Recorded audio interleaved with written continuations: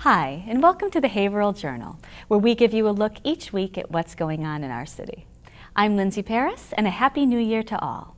For our inaugural episode of 2015, the Journal is walking the woods of Winnekenni to learn more about their forestry stewardship effort, stopping by the Rogers-Carnevale Funeral Home's ribbon cutting, and learning about Haverhill Hope's upcoming overdose prevention community event and the city's Curbside Christmas tree pickup. But first, Haverhill High School students are on track to complete their senior year, having already earned up to a year's worth of college credit through HHS's partnership with Northern Essex Community College. The Journal was on hand at their January 6th recognition ceremony to see how these students are getting a head start on their future.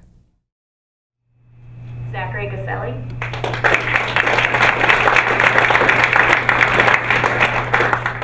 The early college program at Haverhill High, this is our fourth year. What it does is provides opportunities for our students to earn college credit as well as high school credit. The benefits are the students, when they graduate, they have 27 college credits, so many of them can go in as sophomores. We had to place into the program, and I remember placing into it, getting the letter saying that you had the option to do it, and they'd love to have me. And I was kind of skeptical first. The persuasion of my parents, they wanted me to do it, so I said I'd give it a shot. I did it. I got in. First couple months, I really didn't love it, and then after that, after the balls got rolling and it was going, it was a great time, and I love it. Beth Kitsis told my father about the program, then he mentioned it to me, saying, it's such a great program, you will save so much money in the end, going for college, barely any loans. It's very stressful at the first, because it was so nerve-wracking, so high, much high expectations. Then it was very smooth and fast-going, but it was awesome. It was very awesome. And they asked me if I wanted to do it. We had the meeting, and my mom said it'd be a good idea to try to get college credits, because I wasn't thinking about going to college before. So they thought it'd be a good idea to try to get focused. Samuel Bergeron.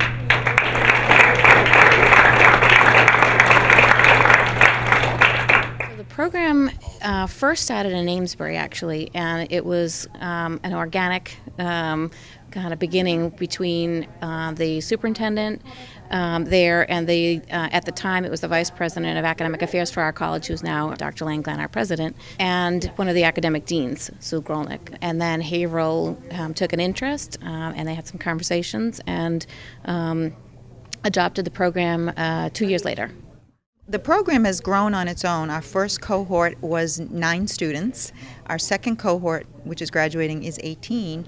Our third cohort is 36. Our newest cohort, unfortunately, is 32, just because of cost and constraints that the high school had as far as my faculty. But they're 32, they're all still in it, and they're all doing fabulously. But they also have an opportunity to take courses right on campus for a reduced rate. So many of them do that, which at the end of their 3 years, they actually have enough to just go right into sophomore year of college. We've all grown to know each other. We've been together for 3 years, so it's our little early college family. And I got involved by, like Sam said, taking the test. And then I thought it was a good idea to get me ready for college, see what the class would be like, what I would be expecting in college, and I'm really happy I did it, and it's a really good experience. I really liked how everybody got to know each other, and we were actually able to talk to each other and ask questions and not be scared to ask questions if we didn't know the answer. The professors that we had this year for my senior year have actually changed my life. I didn't know what I wanted to do before this. I was completely lost, and my English professor spurred me towards, he saw that I was good at writing. He was like, think about it, and now I'm completely interested in doing broadcast journalism, communications, English major maybe. I'm reading Shakespeare, and I actually have a book of Robert Frost poems behind me, and I would never have picked that up if it wasn't for him, We started off, we didn't know each other. It was awkward, but over the years we got really, really close, and you're so comfortable with everyone, so you're not afraid to debate or ask questions or do any of that kind of thing. The students confidence. It's incredible. I mean, and I know many of the students personally, and it's just remarkable to see when they come in as sophomores, and many of them are in kicking and screaming. It's their parents' idea. And by the time they leave, they're just confident young men and women. The benefits are incredible, and we are really appreciative of this partnership with Haverhill High in Northern Essex. I'm planning to major in neuroscience and go into pre-med, so I don't know where I'm going yet. And I really like the program because, like, it was completely different than a normal high school classroom. Like, you didn't have to raise your hands to ask questions. Everyone just kind of talked. It was so much more like discussion, and you were treated like an actual adult. So what are your plans for like the future? Finish up at NECC, get all my gen ed classes out of the way, then hopefully transfer to UMass Lowell or UMass Amherst to study science.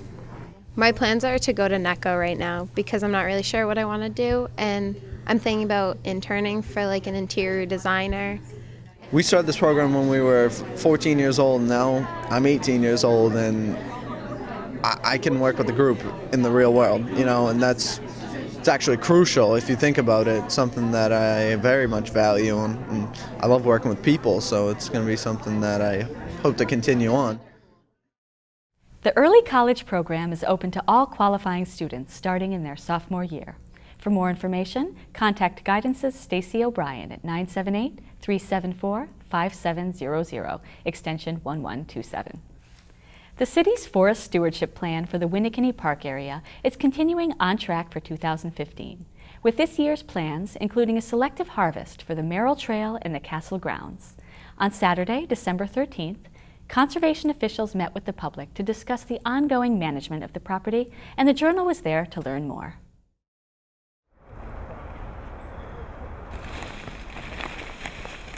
We want to develop a different forest class here, a different composition. These monocultures, years ago, they would plant them. Watersheds would plant red pine, Norway spruce, but through science, through research, they're just not a healthy part of your forest ecosystem. Town officials and neighbors gathered on a snowy morning at Winnekenni Castle to discuss the forest management plan and walk the designated cutting areas. My name's Gary Goulder, consulting forester for the New England Forestry Consultants. I was in the supervision of the hemlock salvage and now setting up the project for the aesthetic vista cut here at the castle. I'll start out with the areas around the castle. The area projected for harvesting is going to be looking towards a vista towards Canosa Lake to the north and northeast. Basically what we're looking at is trying to reduce the basal area or the density of trees by about 40%. The Winnekenni Castle area, which was clear of trees 120 years ago but has since seen a tangle of unmanaged growth, will benefit from a vista harvest. The harvest is intended to provide a lake view from the castle grounds, as well as a view of the castle from Route 110. Really looking at removal of the understory in particular so that you can pick up these views to the lake that haven't been available for a long time. And also vistas straight north to the road that used to be historic vista sites from in the past. The selective cutting scheduled at the Merrill Trail and the castle will affect far less trees than the hemlock salvage operation undertaken last year to control the spread of the woolly adelgid. The area that was already harvested was about 65% hemlock, so that's why you saw about 65% tree removal. It was infested by an insect, the hemlock woolly adelgid, which basically has them in rapid and steep decline. The decision was made that because this is such a highly used recreational area, because it's a water supply, we made the decision because what we saw on our horizon was eventually 100% dead hemlock or close to it.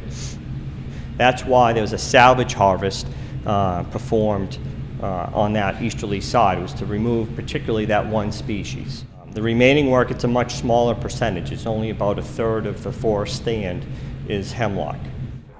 So the idea is come in, harvest a portion, leave your best quality hardwoods. There's a black birch. Wherever we can leave red maple, we're going to leave those for seed stock. So rather than take it all, we're going to take a less of an impact approach where we're going to take a portion, try to leave the native trees that are healthy, of high quality, and try to establish a new forest in the understory. So that would be the objective in this particular patch that we're looking at. Came in with a lot of emotion about what I would say was the devastation of tree cutting in my own backyard down on Clement Farm. I'm still a little apprehensive at some trees that were cut, but it's been a good education here today.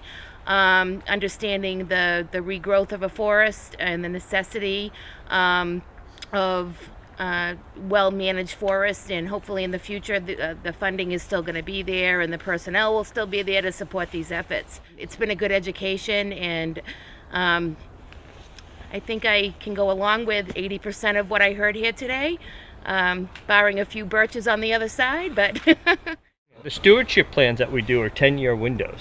Okay. So every 10 years you're kind of reassessing anyways. Within that 10-year window, you're trying to prioritize what type of active management do you need to do, and then you come up with a cutting plan. What we're trying to establish is a program that outlives all of us. We become a community that manages its forests, and there'll be constantly new people coming into the committee, and others going out, and just through transition and the transition on the property, transition in the neighborhood, types of uses that are allowed on the property, all that will play into it as you historically move forward. So.